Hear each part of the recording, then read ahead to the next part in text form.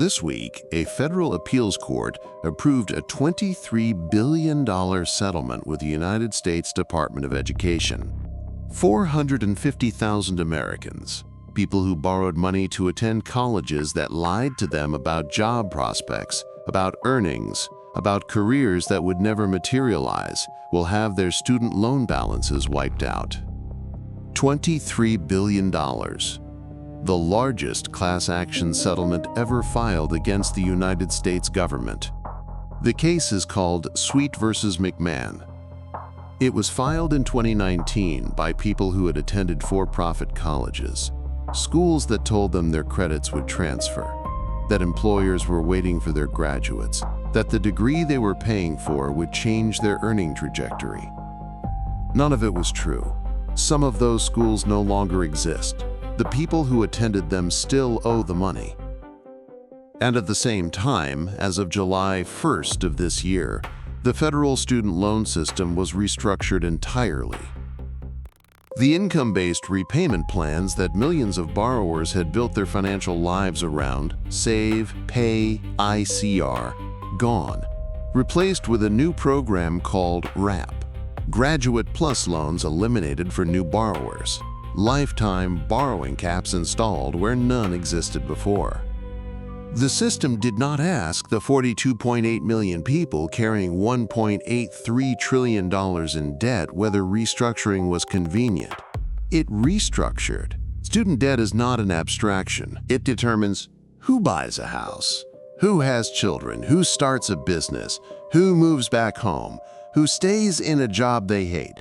Because leaving means defaulting on a loan they cannot discharge in bankruptcy. It shapes decisions that people spend decades living inside of.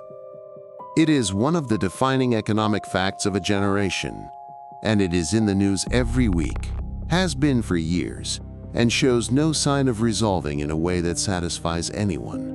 The 42.8 million people who carry this debt are not a single type of person. About a third of them never finished the degree they borrowed to pursue. They have the debt without the credential it was supposed to buy. Roughly a quarter are over the age of 50, still paying, decades later, for decisions made at 18 or 22. The median balance is around $20,000, but the distribution is wide, and the people at the upper end are often not the lawyers and doctors the debate tends to imagine.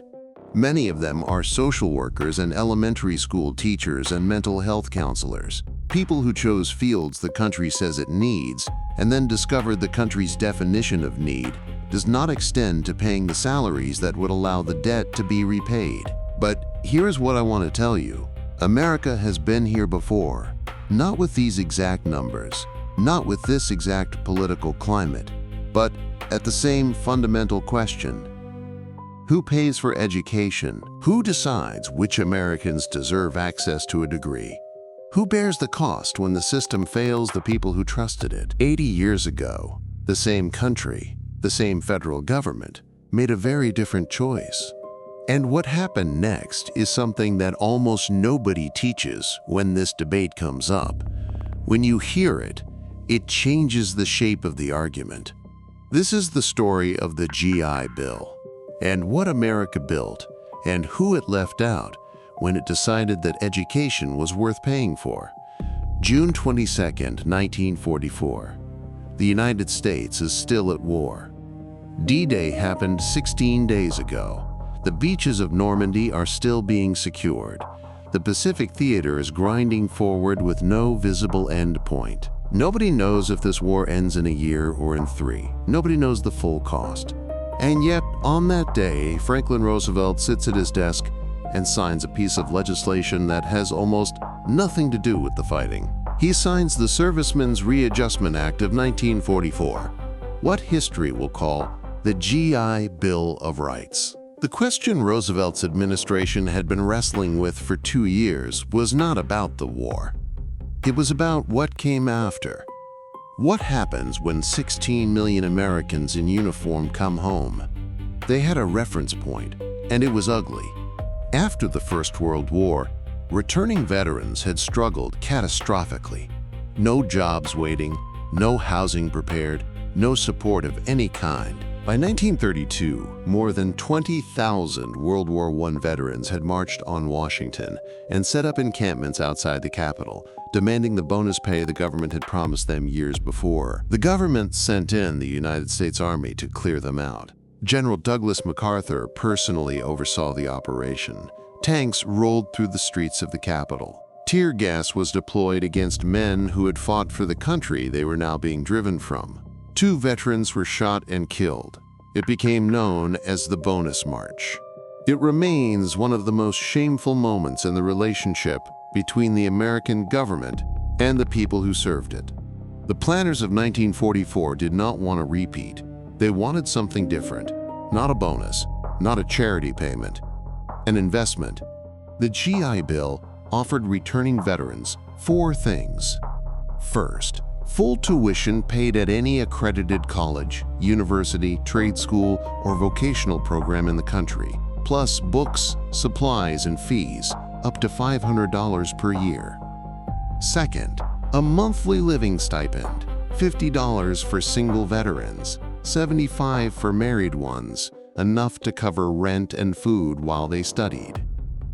Third, low-interest loans guaranteed by the federal government for purchasing homes, farms, or starting small businesses. And fourth, what veterans quickly called the 52-20 Club. $20 a week for up to 52 weeks of unemployment insurance, giving returning men time to find their footing before desperation set in. The legislation passed with almost no opposition. In the full House of Representatives, the vote was unanimous. The Senate, unanimous. In June of 1944, with Gold Star flags hanging in windows across every neighborhood in America, no senator or congressman wanted to be on record opposing benefits for the men still fighting overseas. What happened next confounded nearly every prediction. In September of 1945, Japan surrendered, and the men started coming home. First thousands, then hundreds of thousands, then millions. And they did something that the economists and sociologists and government planners had not fully anticipated. They went to school. In the fall of 1945, 1 million veterans enrolled in American colleges and universities. By the fall of 1947, that number had reached 2.5 million. American higher education had never seen anything like it. Universities that had been designed for 10 or 15,000 students suddenly had twice that number showing up at registration. The University of Maryland went from 10,000 students to 18,000 in a single year. The University of Michigan grew from 10,000 to 21,000. Stanford's enrollment doubled. Iowa State reported that it had run out of desks. Penn State converted chicken coops into housing. Schools ran classes in 3 shifts: morning, afternoon, evening, because there were not enough seats for everyone who arrived. Universities built Quonset hut villages on the edges of campuses. Curved metal structures, barely insulated, became libraries and classrooms and dormitories. Married veterans and their young families moved into trailers parked on university lawns. And the students who filled these improvised spaces were not who anyone expected. The average age of GI Bill students was 25. Many were 28, 30. Men who had commanded infantry platoons in North Africa, who had survived the island-hopping campaigns of the Pacific, who had spent years in prisoner of war camps and found their way home carrying things they would never fully describe to anyone. They sat in freshman survey courses and introductory economics alongside 18-year-olds fresh from high school, and by every metric tracked at the time, they outperformed every prediction made about them. Dropout rates among GI Bill students were lower than among traditional age students. Grade point averages were higher. Rates of completing degrees were higher. The educators who had worried that an influx of working-class veterans would dilute academic standards were, almost without exception, proven wrong. Some of the names are ones you know. Harry Belafonte enrolled at the Dramatic Workshop in New York on the GI Bill. Paul Newman used his benefits to study at Yale. Johnny Carson attended the University of Nebraska under the bill. Mel Brooks, Ed Koch, who later became mayor of New York City. The novelist Norman Mailer came back from the Pacific, used his education benefits, and wrote The Naked and the Dead at age 24, a book still taught in American universities today. But the story is not really about famous names. The story is about a machinist from Cleveland who became a civil engineer, a sharecropper's son from Arkansas who became a dentist, a dock worker from Brooklyn who enrolled at City College, graduated with a degree in accounting, opened his own firm, and spent 40 years building a business that employed a dozen people and sent his own children to college without borrowing a dollar. The GI Bill did not just educate individuals, it remade the occupational structure of an entire country within a single generation. By 1956, when the original program expired, 7.8 million veterans had used the education benefits. The federal government spent approximately $14.5 billion over 12 years on the program in total. What did that investment return? Economists who have studied the GI Bill calculate that for every dollar the government spent on education benefits, the economy returned approximately $7 in increased tax revenue and economic output. 7-to-1. The men who went to college on the GI Bill earned more, paid more taxes, bought more homes, started more businesses, and raised children who attended college at higher rates than any previous American generation. It is, by nearly every economic measure, the most successful investment in human capital the federal government has ever made. The suburbs that define the American landscape today were built for GI Bill veterans and their families. Levittown, on Long Island, opened in 1947. 17,000 houses, built specifically for returning veterans, made affordable by the federal mortgage guarantees the bill provided. The interstate highway system was constructed in part because millions of suburban veterans needed to reach their jobs in cities they no longer lived in. The professional class of the 1950s, 60s, and 70s, the doctors, lawyers, engineers, professors, scientists who defined post-war America, was educated largely by the GI Bill. The greatest sustained economic expansion in American history, from 1945 to 1973, was built on a foundation of educated, housed, employed people who had been given something by their government and built something with it. Now, here is the part that almost nobody says out loud when this history gets invoked in the student debt debate. The GI Bill was administered locally. And local administration in 1945 and 1946 meant Jim Crow. Black veterans received the same certificate of eligibility as white veterans. The document was identical. On paper, the GI Bill was universal. In practice, it was not. Local banks, which processed the federally guaranteed home loans, refused mortgages to black applicants regardless of their military service record. White-only universities across the South, the University of Mississippi, the University of Alabama, the University of Georgia, the University of Virginia, refused to admit black veterans regardless of their qualifications or their certificates. And the historically black colleges and universities that were prepared to enroll them did not have the capacity to absorb the numbers who needed them. When the fall semester of 1947 opened, an estimated 20,000 black veterans were turned away from Southern colleges because there were simply no available seats. The doors the GI Bill was supposed to open were locked from the inside. The numbers are specific, and they are damning. Of the first 229 GI Bill home loans processed in Mississippi and Georgia, combined 2 states, exactly 2 went to black veterans. 2. A black man who had fought at the Battle of the Bulge, who had survived the Ardennes in January of 1945, came home and could not purchase a house in Levittown.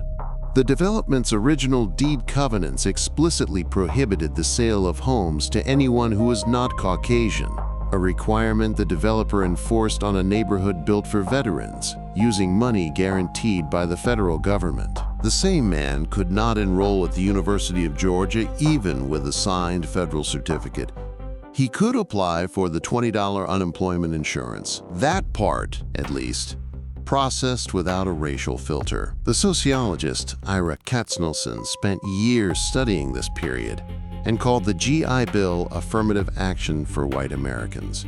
Not because it was designed to exclude, it was not, but because the system through which it was delivered ensured exclusion occurred anyway. The design was universal. The delivery was not.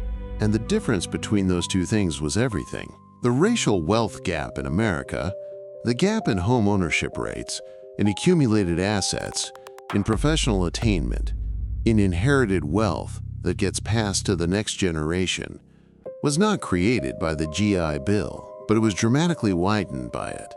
One generation of white Americans was lifted into the middle class by a government decision about their futures. One generation of Black Americans was handed the same paperwork and found at every delivery point that the benefit did not apply to them here. Both groups, grandchildren, are still living in the economic landscape they created. That history belongs in this conversation. Because when people say America once believed in paying for education and ask why it stopped, the honest answer includes, it never believed in paying for it for everyone. And the people who were excluded from the original investment are disproportionately the ones carrying the most debt today. There is one more piece of this history that belongs here, because the GI Bill did not simply end in 1956 and get replaced overnight by student debt. The shift happened across a specific set of decisions made across 3 decades that each seemed reasonable in isolation and collectively produced something no one had fully planned. In 1958, the National Defense Education Act created the first federal student loan program, loans, not grants, in response to Sputnik and fears about American scientific competitiveness. The amounts were small, the interest rates were low, and it seemed like a supplement to, not a replacement for, direct investment. In 1965, the Higher Education Act created Pell Grants alongside a new guaranteed loan system. The grants were designed to make college accessible. The loans were designed as a backstop. For a while, both worked. Then, through the 1970s and 1980s, the political winds changed. The federal government began reducing direct grant funding. Colleges, whose costs were rising for unrelated reasons, began raising tuition, and there was always a loan available to cover the gap, because the government guaranteed the loans, which meant lenders had no risk, which meant there was no market pressure to question whether the cost was reasonable. Universities raised prices. The government guaranteed loans to cover them. Students borrowed more. The cycle fed itself.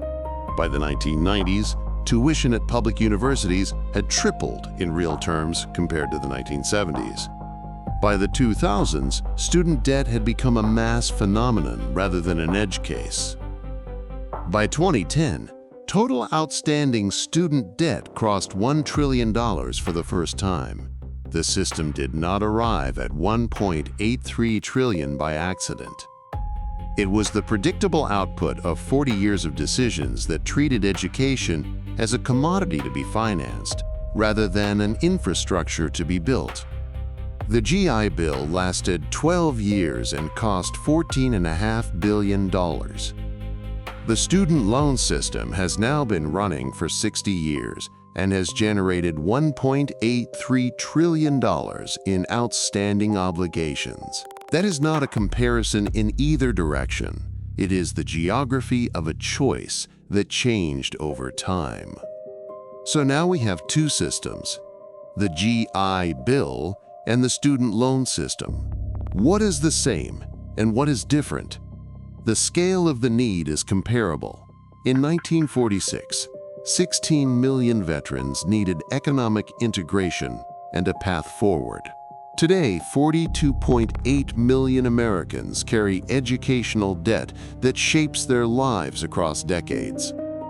Both situations required the federal government to take a position. In both cases, the underlying question was identical. What does the country owe to the people who did what they were supposed to do? The political arguments are the same, almost word for word across 80 years. In 1944, voices in Congress called the GI Bill socialism. They said veterans should work for what they received, that government-paid education would create dependency. Those arguments failed because the moral weight of what 16 million men had sacrificed made them untenable in public.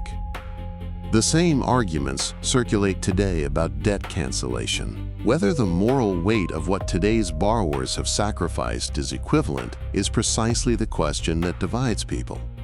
But the differences are substantial and cannot be glossed over. The moral framing is completely different.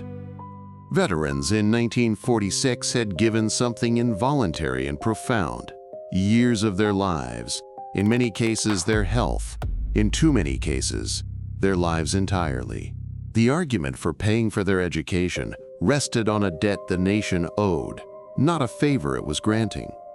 Student borrowers today made a voluntary economic decision, one they were advised to make by counselors, by parents, by an entire cultural infrastructure that told them a degree was the responsible investment.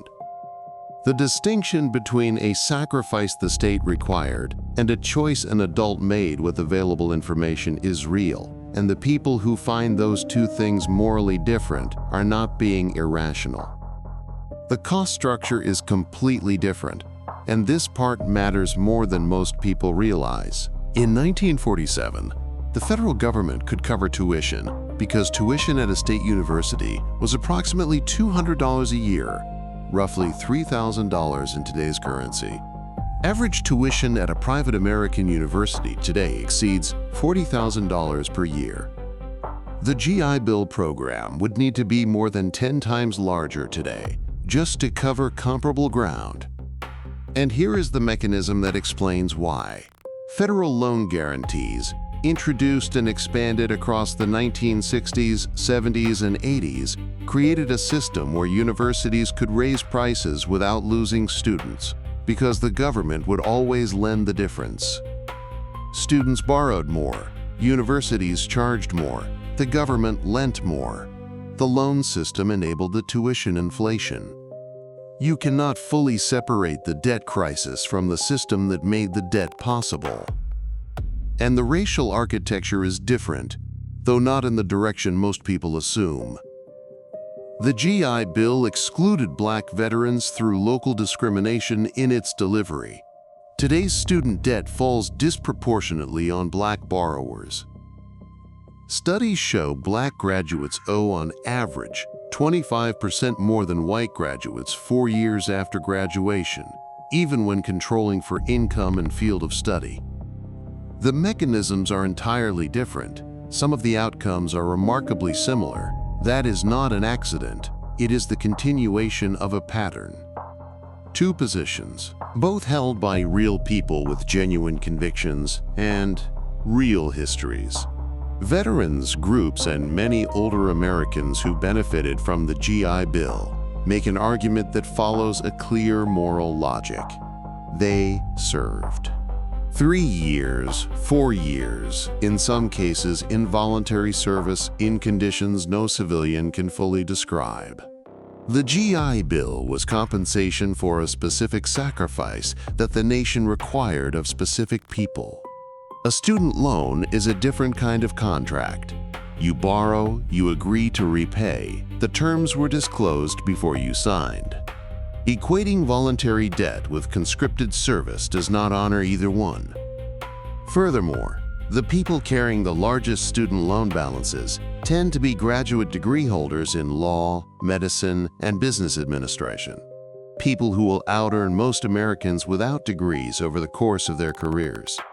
The cost of canceling their debt is paid by everyone, including the person who chose not to borrow because they could not afford the risk and went directly to work instead. That is a coherent argument. It does not require dishonesty or cruelty to hold it. Nurses, teachers, and social workers carrying 5 and 6 figures of debt make a different argument that is equally coherent.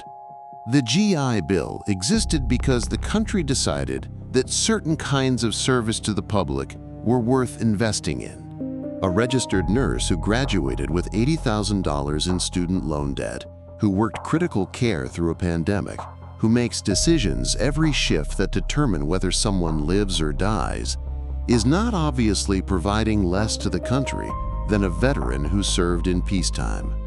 The moral category of service is being drawn in a way that includes some people and excludes others, and the line is not as obvious as those drawing it claim.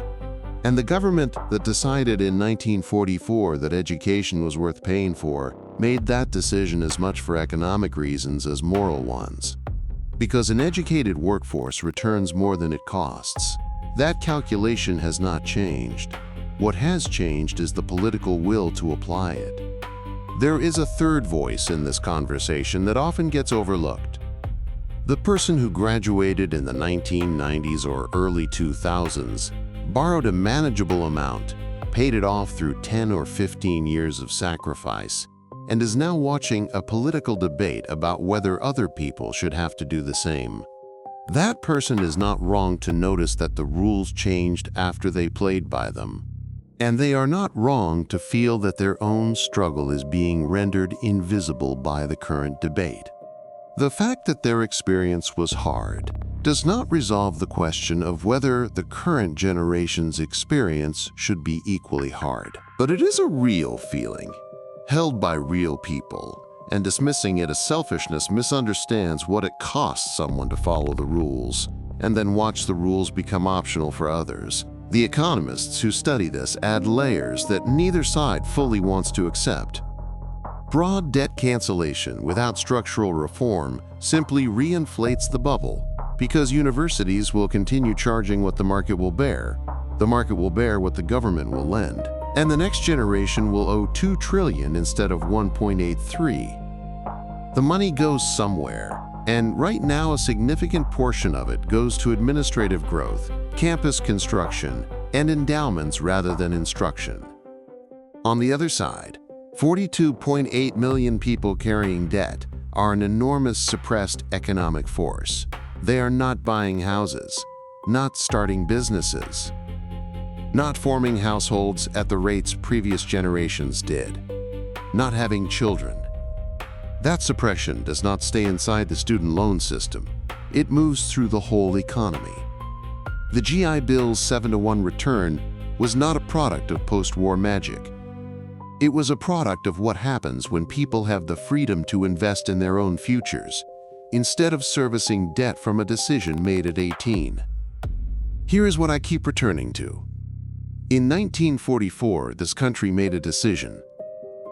It decided that certain people who had given something for the nation deserved to have their education paid for. It committed to that decision with a unanimous vote in both chambers of Congress in the middle of a war, before the outcome was certain.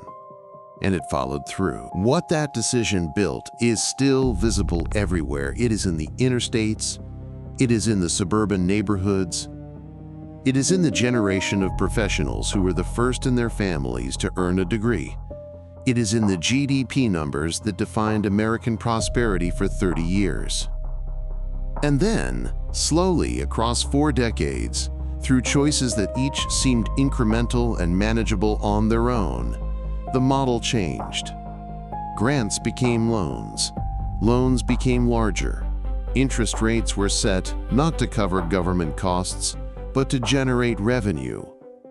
Universities raised prices because federal lending ensured they would always be paid. By the time anyone stepped back to see the full picture, the country that had paid for the education of 7.8 million people was collecting interest from 42.8 million. If you are over 60 and watching this, you may have used the GI Bill, or you grew up in the world it built, the neighborhood it created, the school it funded, the economy it produced. That is not an accusation. It is history. But the people who call debt cancellation a handout are, in many cases, people whose own start in life was underwritten by the largest government investment in individual Americans ever made.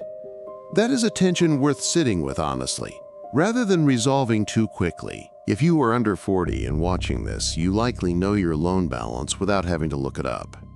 You made the decision you were told was responsible. You invested in yourself the way the schools, the counselors, the culture, the parents told you to invest. And the system you borrowed from has been restructured multiple times in the years you have been paying into it. The GI Bill asked one question: what do we owe the people who served? The student debt debate asks a different version: what do we owe the people who tried? America answered the first question in 1944, unanimously, without a long debate. The second question is still open. The answer is yours. The people versus two sides. One story. You decide.